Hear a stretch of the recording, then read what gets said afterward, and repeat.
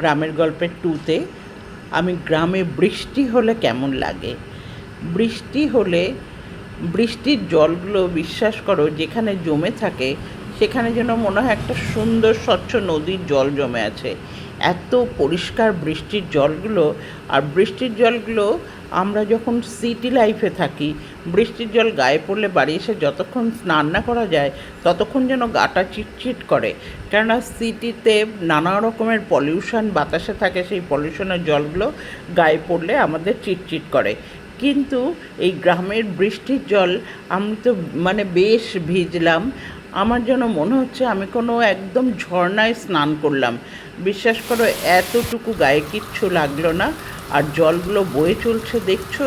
এখন তো সামার, কিন্তু যখন বৃষ্টি হচ্ছে, মুষলধারে বৃষ্টি হচ্ছে, আর তার সাথে বলি, তার সাথে ব্যাঙরা এমন ডাকছে যে মনে হচ্ছে যেন হাজারো লোক বাজনা বাজাচ্ছে। সাথে পাখিরা গাছের মধ্যে নিঝুম হয়ে বসে আছে।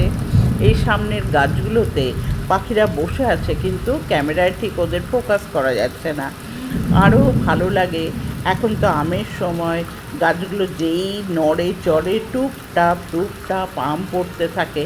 আরও নানা রকম ফল ফুলারি। আমাদের ছাদে দেখো বৃষ্টির জলে এমন হয়েছে যেন মনে হচ্ছে ছোটোখাটো নদী হয়ে যাবে।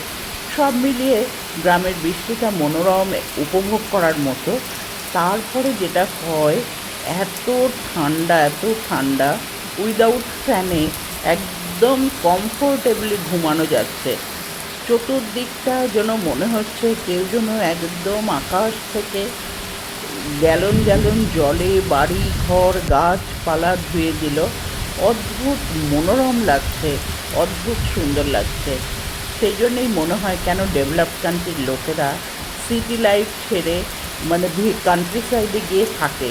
কান্ট্রি সাইডে থাকলে কিছু অসুবিধা থাকলেও সেটা জীবনের জন্য বড় কথা নয়। বড় কথা হলো খুব পাওয়া, পরম প্রকৃতির উপহার পাওয়া।